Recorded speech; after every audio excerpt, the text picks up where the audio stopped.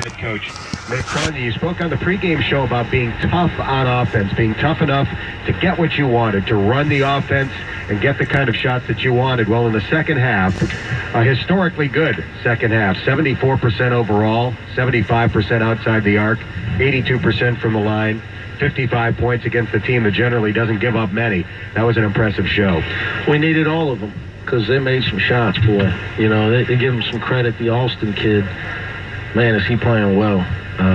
They had 26 the other day against Tulsa. He's 25 tonight. He's 9 for 15. And, you know, he's hitting some difficult shots. It's not like we're just not guarding him. I mean, he hit some really tough shots. And listen, you know, they're a three-point shooting team. It's what they do. They spread you out. And, you know, at times they're going to make some. They're going to have, you know, when you play a team like that, obviously we had Marshall, you know, teams like that, if they don't make them, they obviously it's a real struggle for them because now they have no other way to beat you. And when they commit to shooting it and shooting it off the dribble at times, it's hard to, you can't just stop them from getting the attempt. It's almost impossible. So give them credit. They hit a lot of tough shots. You know, and we had to perform to win. Our guys rose to the challenge. I give our kids credit, like you said, Dan. Can't play any better than we did offensively in the second half of the game. Other than the two turnovers, Troy to Jake, Jake to Troy, where we had a 12-point lead, ready to salt the game away. And we had, but I would put those two to fatigue. Those were frustrating, but you know, I'd say it was probably Troy's best game of the year. Like, damn, you know, so what do you have, 18, 9, and 7?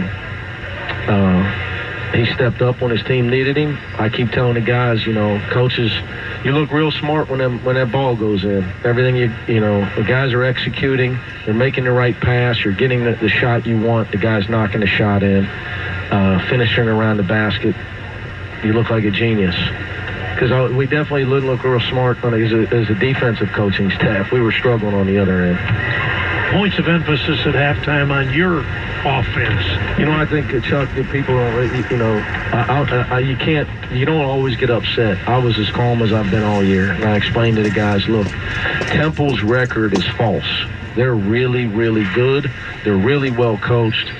And if they make shots, they beat top 15 teams in the country. Okay, they beat two teams that are ranked in the top 10 on a neutral site when they make shots. They're making shots tonight. Right. Okay, so we were in for a ball game. So we all got to, we've got to concentrate and execute. And guys are going to have to step up because we are not shutting them out tonight. It was very evident to me it wasn't going to happen. You're facing a team with a lot of pride. They won our league last year in the regular season. These kids were all on that team. So it was just really execution. And me talking to some guys about, look, man, you got to embrace playing. Okay? This is why you practice. We're in a big game. As a competitor, you should want this kind of game versus a blowout. Okay? And this is a time to show everybody how good you are. Time to shoot it in, time to execute, make the right pass, and you got to have fun with this.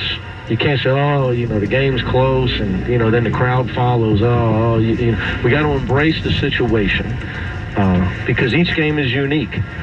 And when a team's making shots the way they are, you're not going to, you're going to streak. Team makes 12 threes now. They're going to have a chance. They're going to have a chance to beat you. Absolutely. So give our guys credit because they put the ball in the basket, especially in all ways in the second half. Around the rim, Kev made monstrous shots for us. We made some great passes, got the ball inside. The guys took their time, got the ball in the basket. And then, obviously, we capitalized at the free throw line. But I've been telling Dan that, you know, law of averages, we get good shooters, they're going to start making them. That's going to even out here over time. 36 points in the paint. Only 4 points came from a break situation, so you got 32 by getting it inside. Point of emphasis? Oh, absolutely. Even with trying to post our guards more, you know, just you got to put pressure on the rim. You know, we don't have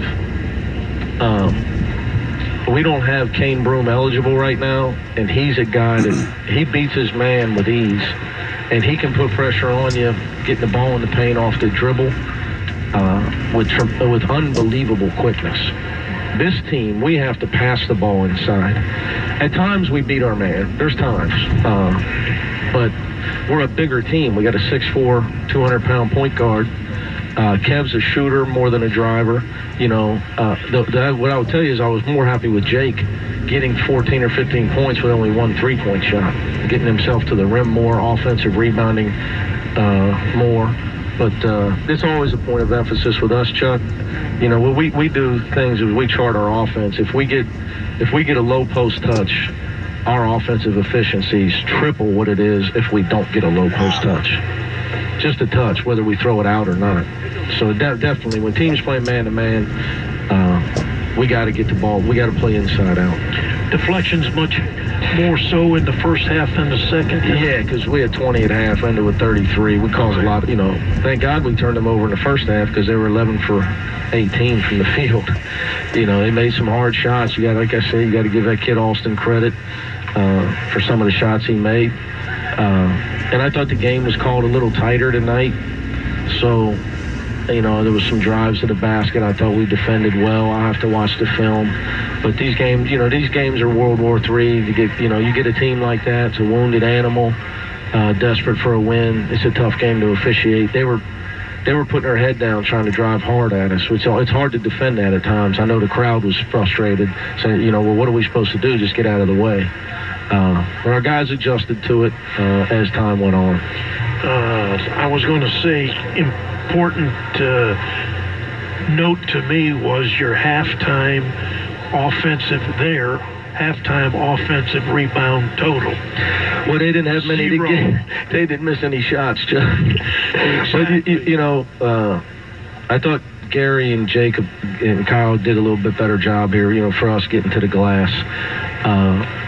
But, I will say this. I told the guys at halftime, the most irrelevant thing in sports is the halftime score. The losing team always says, well, we were up 2 at half.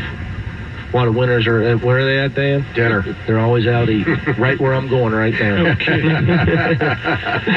Congrats on the win. Thanks, guys. Good All win, right. Coach. That is Bearcat head coach Mick Cronin after an 81-74 victory over the Temple Owls. Cincinnati 16-2 overall and 6-0 in league play. We'll take a timeout. Our post-game coverage continues in a moment. Wow, incredible second half for Cincinnati shooting the basketball. And that makes 2 out of 3 games now, if you include the SMU game, that Cincinnati won a game with its offense when the defense wasn't able to get stops in the second half. So that's an element that this program has not had lately. They've always been able to win with defense and rebounding or, forcing turnovers, whatever the case is, getting more shots. But now the Bearcats are able to win with offense. But the caveat there is that so far they've only been able to do that at home. They have not been able to really win a game away from home with their offense. Yeah, that's the next step for the team here. But, 16-2, 6-0 in the league. You knew Temple was going to be desperate tonight. They played really well. Temple played a hell of a game. They've got some really good players. That Shiz Alston kid is definitely an all-league player. And Quentin Rose off the bench is tough. But it'll be nice when Daniel Dingle's gone because I think Bearcat fans are about tired of seeing him knock shots in and drive to the hole. But, hey, win a game with your offense, 81 points with only having 26 at halftime is incredible. So there you go. 6-0, swept Temple to pay them back from last year. Now you got Tulane on the road over the weekend, and then some team that I can't think of next Thursday. I think they have blue uniforms. I'm not sure, but nice win tonight, 81-74. Entertaining second half. So for the fans out there that have been complaining that some of the games aren't very entertaining, there you go. There's a nice display for you. 17 for 23 from the field in the second half. Kevin Johnson was 6 for 6 until I looked at the box score and mentioned to my colleague, Chad Brendel, that Kevin was 6 for 6, and then he promptly rimmed out his next shot. But either way, 17 for 23 is pretty nice. So fans go home happy tonight. Coach goes home happy tonight. Players go back to work and get ready for Tulane on Saturday. Thanks for listening. This is Justin Berg from BearcatJournal.com.